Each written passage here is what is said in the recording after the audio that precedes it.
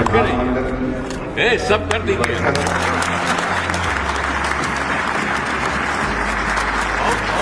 बिहार के शिल्पकार नीतीश कुमार आज ही के दिन जो है इस्तीफा सौंपा। उसके कुछ दिन पहले उन्होंने एमएलसी पद से इस्तीफा दिया था। आज वही नीतीश कुमार के अड़ने के बाद बीजेपी घुटनों पर आ गई और फिर नीतीश कुमार की वजह से ही सम्राट चौधरी को बिहार का मुख्यमंत्री बनाया जा रहा है। नीतीश कुमार जो भी नहीं है वो अपूर्व हो चुके हैं और उन्होंने स्पष्ट तौर पर कहा दिया अगर सम्राट चौधरी नहीं बनेंगे तो हम खेला कर देंगे। और इसी के डर से भाजपा के केंद्रीय शीर्ष नेतृत्व ने यह निर्णय लिया कि सम्राट चौधरी केंद्रीय गृह मंत्री अमित शाह के जो टास्क दिया गया था उस टास्क को उन्होंने बखूबी निभाया। मैं बता दूं तारापुर से जब उनको चुनाव लड़ने की घोषणा हुई, हालांकि वो कह रहे थे परबत्ता से लड़ेंगे। इस वक्त हम हैं बिहार विधानसभा परिसर में और ये खूबसूरत बिहार विधान सभा देख रहे हैं, ये नज़ारा देख रहे हैं। और अब बिहार के जो नए मुख्यमंत्री होंगे वो सम्राट चौधरी होंगे, यहाँ के सम्राट होंगे, बिहार के सम्राट होंगे। और नीतीश कुमार ने आज अपना इस्तीफा दे दिया है। आज का जो तारीख है 14 अप्रैल 2026 वो बिहार के इतिहास में दर्ज हो जाएगा। हर बिहारी उसे याद रखेगा, कोई भूल नहीं पाएगा, क्योंकि आधुनिक बिहार के शिल्पकार नीतीश कुमार आज ही के दिन जो है इस्तीफा सौंपा। उसके कुछ दिन पहले उन्होंने एमएलसी पद से इस्तीफा दिया था।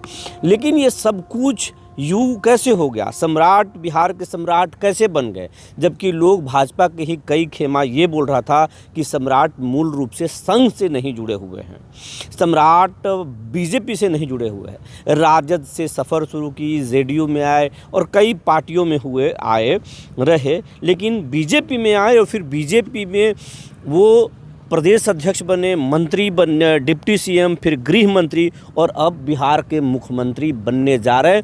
उनको विधायक दल का नेता चुन लिया गया। नीतीश कुमार ने उन्हें अब माला पहनाया आज, यानी बिहार के मुख्यमंत्री बन जाएंगे। वो नीतीश कुमार जिनको पद से हटाने के लिए सम्राट चौधरी ने कहा था कि ये मुँह रेठा तभी खुलेगा जब नीतीश कुमार को हम पद से हटा देंगे।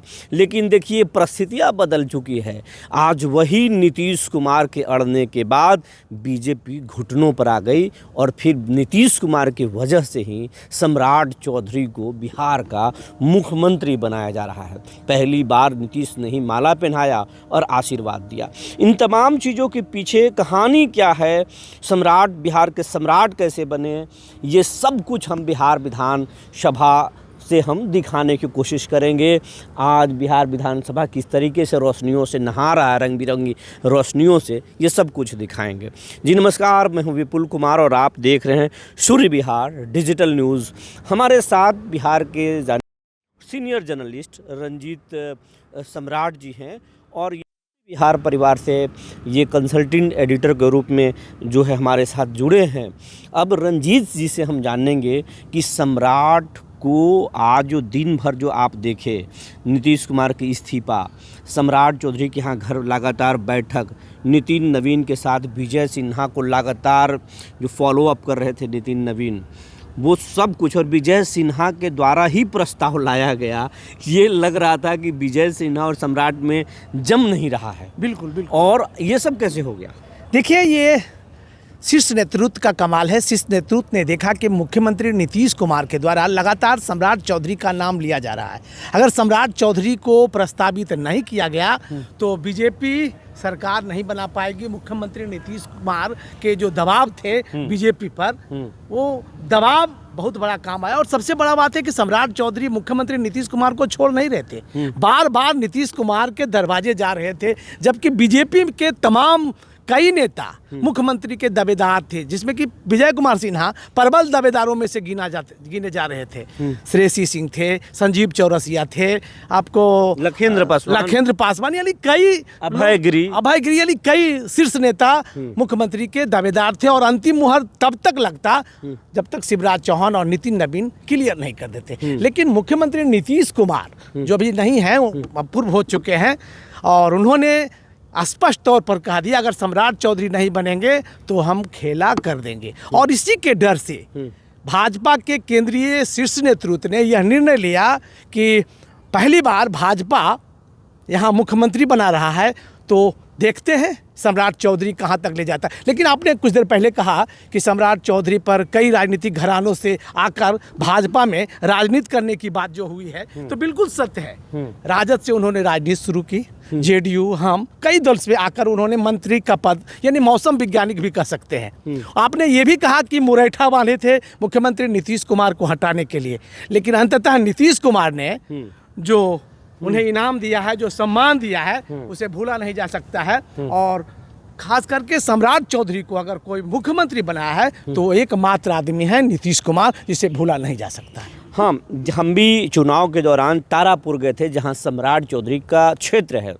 तारापुर विधानसभा से कुछ किलोमीटर की दूरी पर, 7 किलोमीटर 8 किलोमीटर की दूरी पर उनका गांव लखनपुर है। हम वहां गए।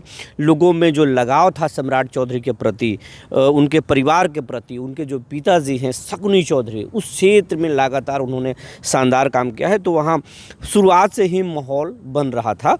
और जिस तरीके से शाह ने उनको टास्क दिया था, अमित शाह ने, जिस तरीके से मोदी ने उनको बताया था कि किस तरीके से काम करना है, उन तमाम चीज़ों को अमित शाह के टास्क, मोदी के टास्क को सम्राट चौधरी ने बखूबी यहाँ पर बिल्कुल निभाया। बिल्कुल विपुल जी, मैं बता दूं कि सम्राट चौधरी केंद्रीय गृह मंत्री अमित शाह के जो टास्क दिया गया था, उस टास्क को उन्होंने बखूबी निभाया। मैं बता दूं, तारापुर से जब उनको चुनाव लड़ने की घोषणा हुई, हालांकि वो कह रहे थे परबत्ता से लड़ेंगे, तो कभी खगड़िया से लड़ेंगे या तो फिर पटना से लड़ेंगे, ऐसी क्यास लगाया जा रहा था। लेकिन उन्होंने निर्णय लिया कि मैं तारापुर से चुनाव लड़ूंगा। जबकि तारापुर से एक उम्मीदवार थे सकलदेव बिंद, उन्होंने ताम झाम के साथ, लाव लश्कर के साथ उन्होंने अपना नामांकन कर दिया। और वहाँ बिंद बेलदार जो होता है, बिंद बेलदार का काफ़ी संख्या में वोटर था। लेकिन अंततः जैसे ही सम्राट चौधरी वहाँ गए, शकलदेव बिंद को उन्होंने अपने बना लिया और उनको आज अपने साथ ले लिया। आज शकलदेव बिंद पूरे लाव लश्कर के साथ सम्राट चौधरी के परम मित्र के रूप में जाने जाते हैं और लगातार उनका झंडा फहरा रहे हैं। तो कुल मिलाकर उन्होंने जितने विरोधी थे, या जितेंद्र कुमार थे, आरजेडी के तमाम लोगों को उन्होंने एक किया और वहीं से तारापुर से उनकी सितारा चमक उठा।